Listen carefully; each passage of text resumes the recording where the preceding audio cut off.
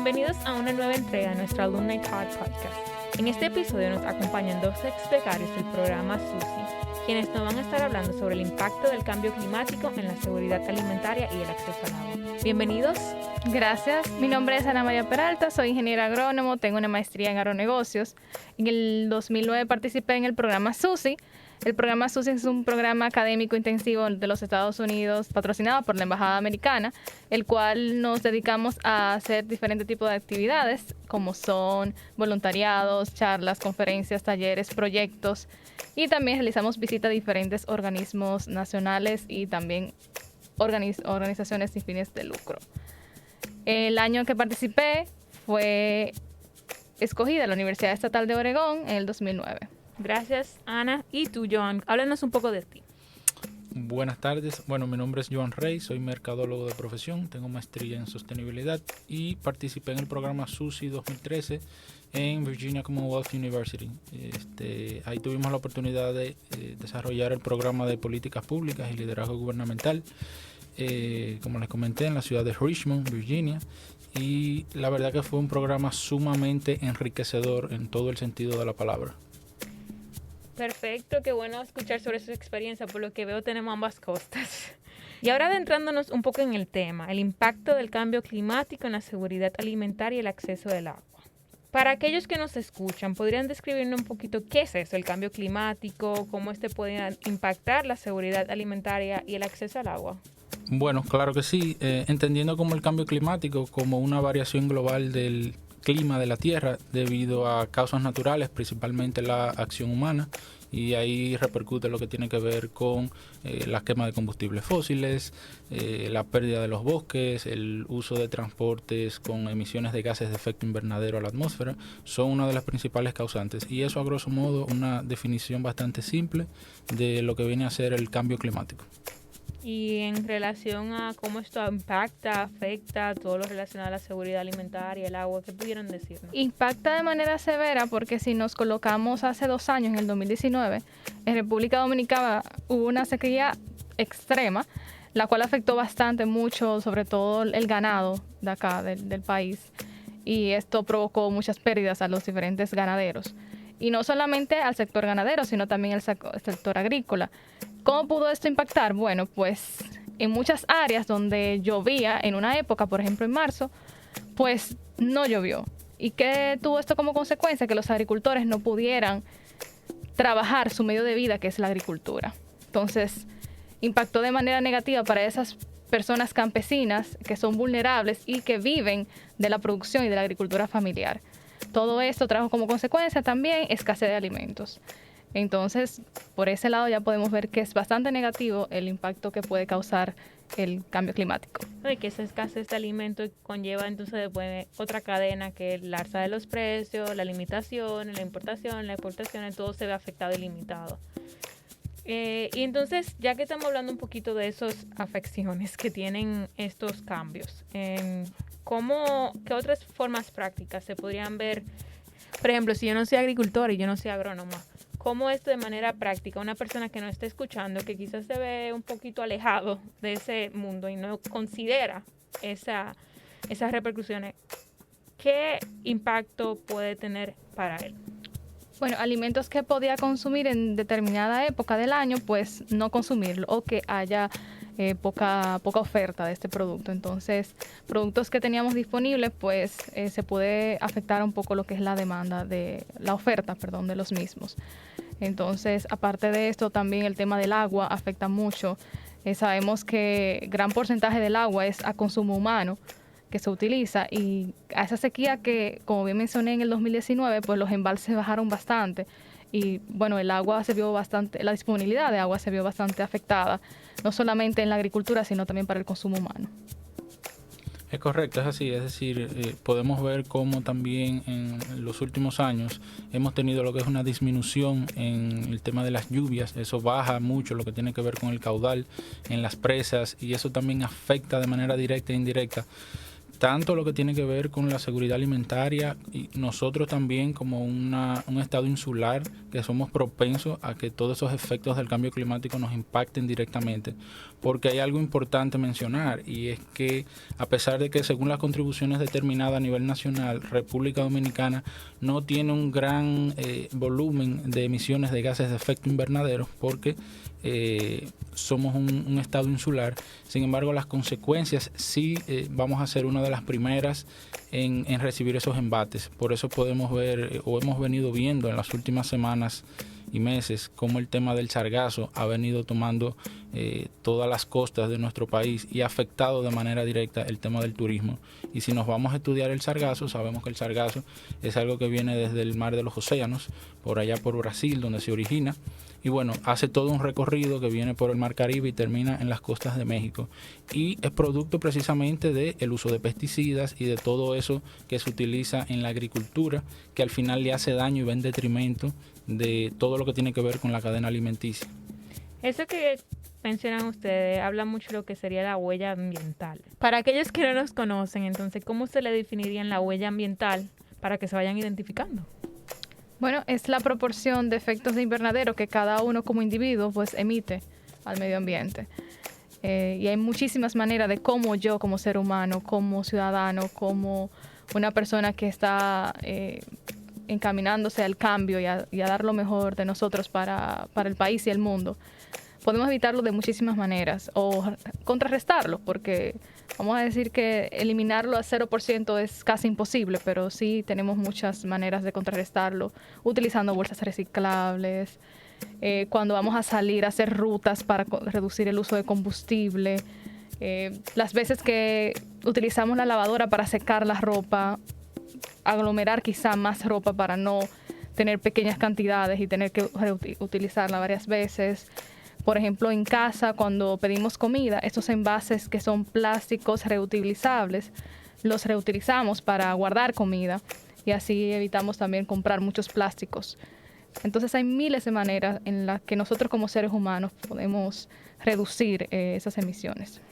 Añadiendo un poquito también a tu comentario, es interesante ver también como en los últimos años, a raíz de toda esta conciencia social que se viene creando con el tema del cambio climático, hay también muchos pequeños negocios, sobre todo locales, que se han dedicado a llevar conciencia en este tema que tiene que ver con el cuidado de la madre tierra.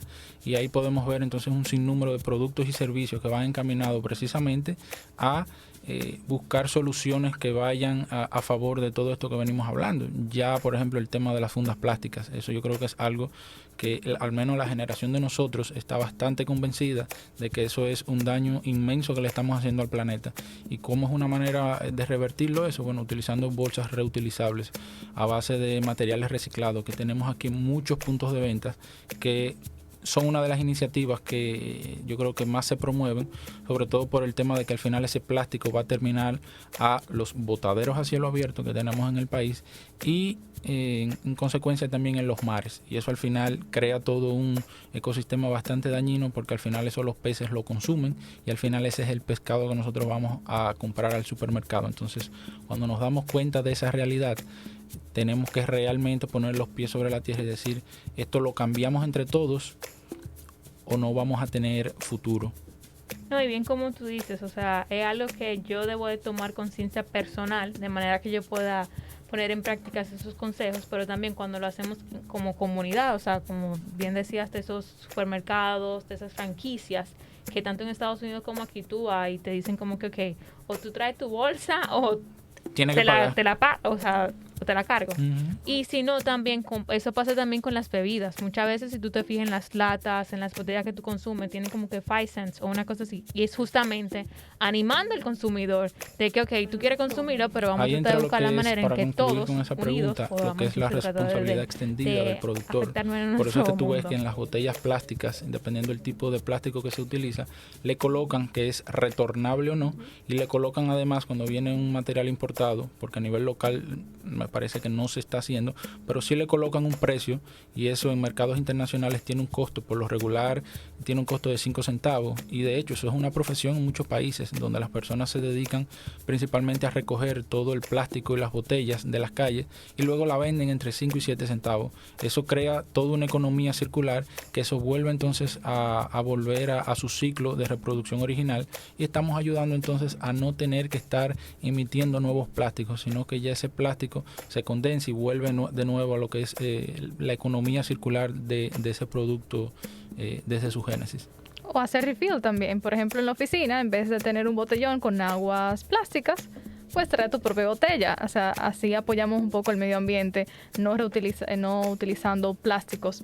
Yo me llevo mi botella de agua y bueno, hago refill cada vez que quiero tomar agua y así evito tener que utilizar más plásticos cada vez que voy a tomar agua. No, y qué bueno esos consejos que ustedes nos están dando, que son extremadamente prácticos, ya que hay incluso instituciones y empresas que tú vas al supermercado y ellos te dicen o trae tu bolsa o te la cargamos, te la cobramos.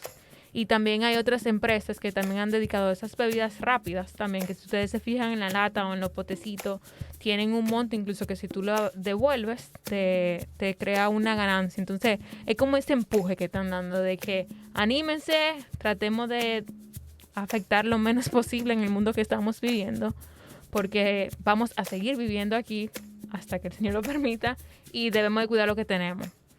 Estamos viendo ya, como mencionaban, muchos de esos cambios climáticos, cómo han ido afectando, cómo vemos los animales, que cuando le hacen esas pequeñas autopsias, los estómagos están llenos de plástico, y entre otras cosas. Pero bueno, como parte de su trabajo, ustedes lideran proyectos enfocados en estas áreas. ¿Podrían, por favor, contarnos cómo impactó su experiencia del intercambio en su forma de trabajar? O sea, ¿qué aprendieron? ¿Qué trajeron? ¿Qué practican? Bueno, yo traje mucho de Oregón. Oregón se caracteriza por ser un estado donde se utiliza mucho el reciclaje, donde hay muchos embalses, incluso hay mucha utilización de las hidroeléctricas. Entonces, yo me llevé mucho de ese estado y de la gente con quien compartí. Es un estado bastante green, le llaman como el Green State. Y todo allá, en cada esquina hay diferentes cajas, papel, aluminio, donde se recicla, donde se selecciona el tipo de basura y se ahorra mucho el tema de desperdicio. Entonces yo he aplicado mucho eso en mi vida, como bien expliqué hace un momento, reutilizando mucho los plásticos de la casa, también utilizando mi botella de agua donde quiera que voy. Evito comprar botellas de agua. Yo siempre tengo mi botella, hago refill. Me llevo mucho trabajar en equipo, en la parte humana. ¿Por qué? Porque conocí diferentes jóvenes de culturas distintas, de países distintos, de manera de pensar muy distintas. Y eso me trajo mucho a ser un poco más asertiva, a tener mucho más inteligencia emocional para poder trabajar con personas. Creo que la inteligencia emocional y conocer la diversidad de cultura me ayudó bastante en toda mi carrera profesional. Buenísimo. Bueno, en mi caso, el programa en el que estuve fue Política y Liderazgo en Richmond. Y bueno, ¿qué pude aprender? Básicamente el programa se centró en conocer cómo funciona el gobierno federal de Estados Unidos en sus 3 ramas principales, el branch, el ejecutivo, el legislativo y el judicial.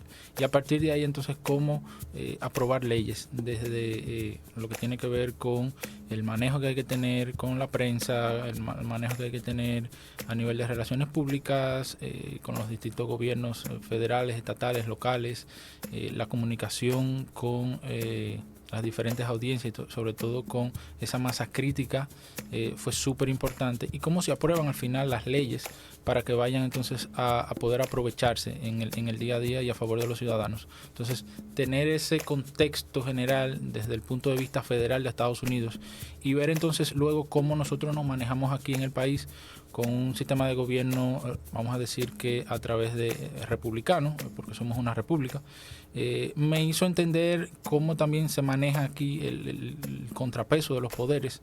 Y le da a uno una visión bastante interesante, porque si bien es cierto en Estados Unidos se maneja este contrapeso de una manera, en nuestro país se maneja totalmente de otra. aunque en la teoría se pudiera hacer igual, es bastante interesante saber y conocer cómo se maneja lo que es una aprobación de una ley. Ahí se pueden introducir muchísimas leyes, desde lo que tiene que ver con manejo medioambientales, prácticas evasivas, temas fiscales, en fin. Tuve la oportunidad de conocer todo eso y traerlo al país, y me ha conectado muchísimo, porque ahora que estoy al frente de Redes Sostenibles, que es una revista impresa en papel reciclado de inversión digital, me da a entender de que nosotros como país debemos de seguir promoviendo este tipo de temas, porque como comentábamos al inicio del podcast, somos un estado insular que está muy propenso a que nos sucedan todos los embates que tienen que ver con el cambio climático. Si no tomamos acción hoy, mañana puede ser muy tarde. De modo que fue un programa que entiendo que le saqué bastante provecho, y invito también a todos los que nos están escuchando que cada vez que vean los convocatorias que hace la embajada, que apliquen, porque lo peor que puede pasar es que usted sea agraciado con una beca Fulbright. De modo que esa es la invitación. O cualquier otro programa, porque así bien, o sea, ustedes, por ejemplo, pertenecen a SUSI, tienen UGRAD, o sea, cualquier programa que la embajada pueda animar o responder ante esa necesidad y etapa de vida en la que te encuentras. Pienso que cualquier persona que esté estudiando actualmente una carrera, sea de licenciatura, ingeniería o doctor, medicina, en este caso. Hasta colegio, porque tienen hasta colegio, o sea, yo pienso que toda aquella persona que está recibiendo un estudio de secundaria, de grado, inclusive profesores, maestrías, doctorados, yo pienso que la Embajada Americana tiene un programa para cada persona, para cada perfil, para cada edad. Para cada etapa.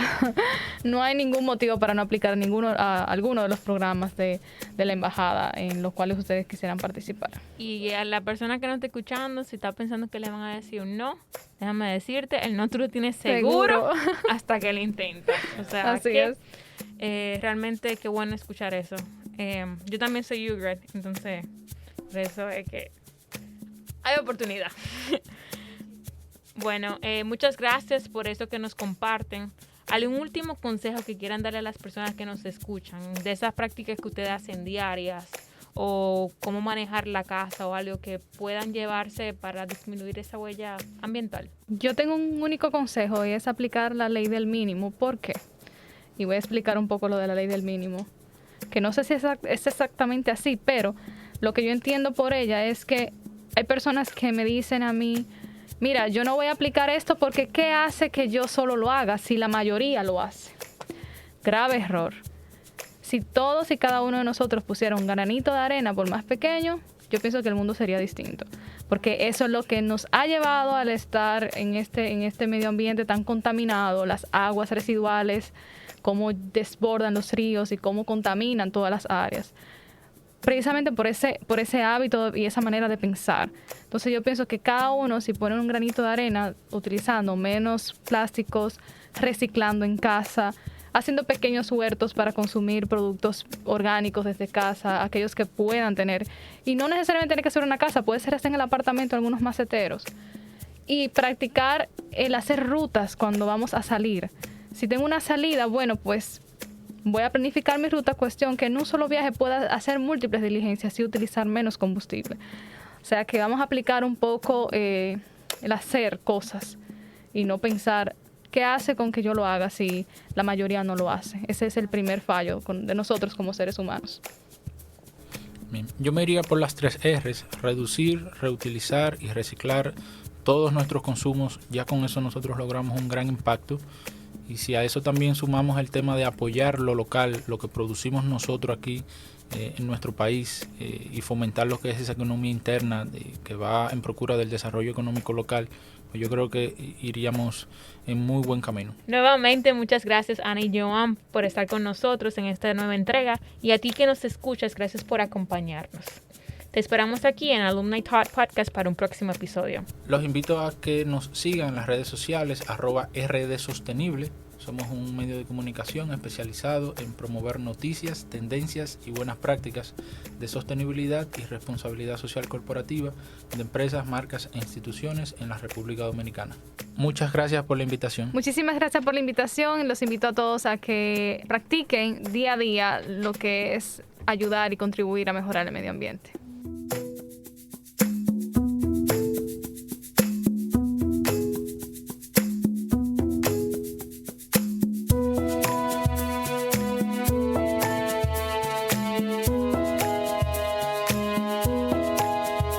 Puedes escuchar este y todos nuestros episodios en Spotify, Apple Podcasts, Google Podcasts y YouTube. Suscríbete en tu plataforma de podcast favorita y activa las notificaciones para que no te pierdas ningún episodio. El podcast Alumni Talks es presentado por la Embajada de los Estados Unidos en la República Dominicana y el Instituto Cultural Dominico-Americano.